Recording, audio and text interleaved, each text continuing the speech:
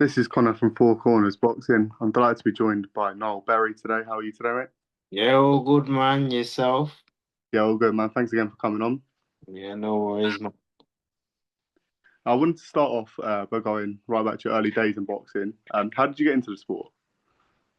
I've always, since about 11, 12, I've always done combat sports. So did kickboxing when I was about 11. Then moved into Taekwondo, done a bit of MMA, and I eventually started amateur boxing when I was 16. And yeah, just took off from there, and I much prefer that to grabbing sweaty man and all that. I can't. Nah, MMA is not for me, man. It's not for me. Yeah, no, definitely. And you had a solid amateur record, 21 wins, four defeats. Um, you also won the Haringey Box Club Cup, sorry, and the National Developments title. What do you feel like led to that success in such a short space of time? Hard work, really. Like I don't really. I just look at that and think it's just a decent amateur. I like a lot of people say that's good, but. It is good. I just think I could have done with getting a lot more fights and like you see a lot of people like they have like 100 or just under 100, them elite amateurs. I wish I got a lot more fights in. But in terms of record and accomplishments for 25 fights, yeah, no, that's I'd say it's decent, but it was all down to hard work, man, and down to me, really, me putting the work in. Yeah, I hear that definitely. And your uncle Dennis was a big puncher as a pro. You yourself, you had a bit of power. I believe you stopped half your opponents as an amateur. Do you feel like that was like natural genetics, or do you feel like that was more down to your style, having that power yourself? I'd say more down to genetics and what or how I've just been like from young. I'm a brickie by trade. I've worked in construction from young. Don't really do it anymore, but I've just always been heavy lifting. I'm quite naturally strong, so I'd just say it's natural, really. No, of course. And then when you were turning pro, because you had those decent accomplishments as an amateur, what were your goals when you were heading into the pro game? Uh, just make it to the top. That's that's it, man. Just make it so that I can be comfy, make my family comfy, me comfy. Just make it as far as I possibly can. Hopefully we get to a world title one day, but nowadays it's you don't even need a world title to make it at this point. It's about that Saudi bag now, but yeah, man, just get as far as I possibly can. 100%. And you made your pro debut in 2022. What are your fondest memories of that night? It was a good night. It was a good performance, and I got the stoppage. And it was good to just see everyone cheering me, and it just felt like the only way is up from here. It was, now I enjoyed my pro debut. It was just a perfect night, really. Yeah, no, of course. And as your first year as a pro, you were really active. 6-0, three knockouts. How easily do you feel like that power translated from the amateurs over to the pro game? Uh, I mean, for starters, the gloves feel like they've got no padding, so there's that, and just about fine tuning things. Like you need to not rush it. You need to like you've got more rounds, you've got longer time. You need to suss out the opponent, and you just need to use your brain more. Whereas amateur boxing is more about just throw as much as possible and land as much as possible, and that's it really.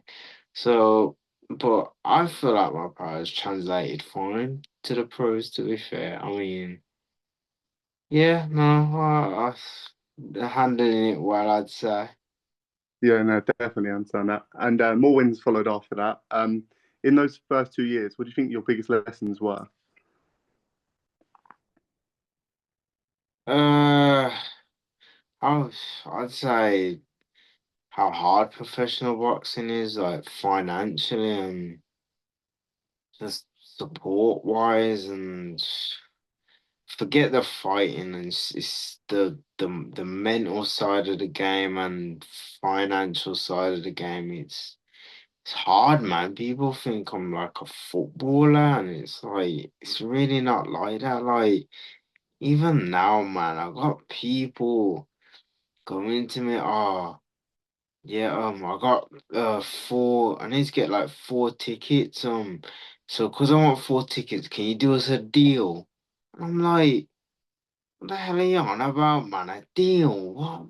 What are you talking about? You think all this money goes to me? Like, honestly, I just can't believe even now I'm like 3 years in and I'm still dealing with stupidness like that. It's just wild, man. It's just, yeah, the business side and mental side of the game is it's very hard. It is very hard. Yeah, no, I hear that. And how long were you working on the construction then, whilst in your boxing? When was it you stopped? Well, I was doing it for my whole amateur career, and pros, I was doing it probably a year and a half, and then when you get to a certain level, it's like, nah, I can't really balance this. So then I started doing nights at a warehouse, and to be honest, that might have been even worse because uh, my sleep pattern was awful and it was destroying me, man. So now, probably just over a year, I've been full time boxing, but then that is not really helping me financially. But it's like I'm trying to just put all my eggs in one basket and really go for it while I've got the chance, while I can. I'm 26, like. I need to put 100% into this right now. Yeah, of course. And how much easier is life now that you are a full-time pro? And what do you feel like the benefits are in terms of your development? Training wise, a lot. I can recover, train in the morning, rest, recover, and then train on the night.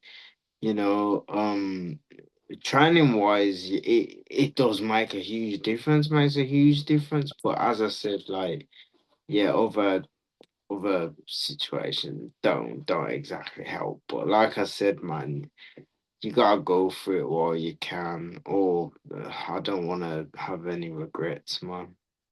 No, yeah, definitely I understand that. And in your 11th fight, you got your big step up, fellow undefeated fighter Francesco De La Rosa in an absolute war. How do you reflect on that night? And with the power of hindsight, would there be anything you changed in preparations or on the night? There would have been a lot of things that changed in preparation. There's a lot of things that I did wrong, but at the end of the day, it's he won in the ring, so I don't ever make any excuses. But there's just a lot of things that I did wrong, like trying to training 3 times a day, thinking that's what you have to do. And by the time you get to the ring, there's nothing left because I've just left it all in camp, sparring loads, killing it in sparring, not knowing when to taper off. Some of the things I was eating, and there's just a lot of things that I did wrong, but I look at it as he didn't tell me to do those things. So he, you know what I mean? So I don't ever make no excuses. That's my fault. So there's a lot of things mentally as well. That's the fight what showed me that wow, boxing really is a mental game. You need a strong mindset. So yeah, there's a lot of things I did wrong, but it is what it is. Yeah, no, definitely. And you bounced back just a few months later. How important was it for you to just get straight back on the horse and get back in the ring ASAP? Yeah, it definitely was important because I'll be real, I after that I was like, wow, like I thought my career was over to be honest with you. Because that's how boxing is, man.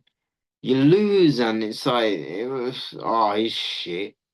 You get what I mean? It's just Yeah, like, no, bro, I'm not gonna lie, like I was just like, might as well that's a bro, I was balling in that ring. I was balling because it's not even necessarily because I lost, it's just because in my head at the time I'm like, my career's over. That's what I'm thinking. So yeah, no, it's I'm glad that I got a little fight out the way just to give me a bit more confidence and push on. yeah, no, of course. And the comeback ended in just one round against a usually very tough Jaro Duran. Yeah. How confidence did it give you that you could get in there and blast out someone that's renowned for being so tough and a good survivalist? I'll be real, I didn't really care. Like I know he's very durable. Like I think before I stopped him, he only been stopped twice or something like that. Maybe three, I don't know. But he like I think he had a 8 rounder with Terry Flanagan and he's fought a lot of good people and they can't get him out. So for me to blast him out in a round and the people who have stopped him even they haven't done that. So it shows that yeah, I do have the power, but I'm not gonna lie, I didn't really care because of the caliber of opponent. Like, don't get me wrong, he's very durable, so I should take confidence in my power, but I can't lie, I didn't really care. I didn't really care because of the caliber. Yeah, no, I definitely understand that. It was good for confidence. Yeah, no, of course. I suppose it's the right mindset to have anyway, to be honest. Uh, Mm. but then after that came your best win, stoppage against Lewis Frimpong to claim the English title. What did that mean to you to win that title and have that night?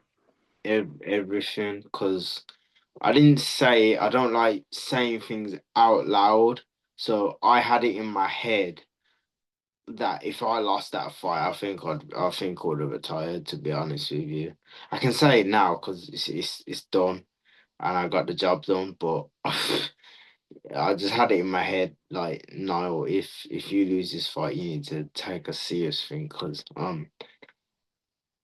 it's just like if I lost that, it's like, wow, I want to go way further than this. So if I'm struggling at this level, I'm not wasting my time anymore. Like I'm not long just had a kid, and I'm like, you know, I can't be struggling financially like this for this much longer if it's not gonna go anywhere. So I was over the moon to get that fight, get a big W, and how I won as well was a very good confidence boost as well.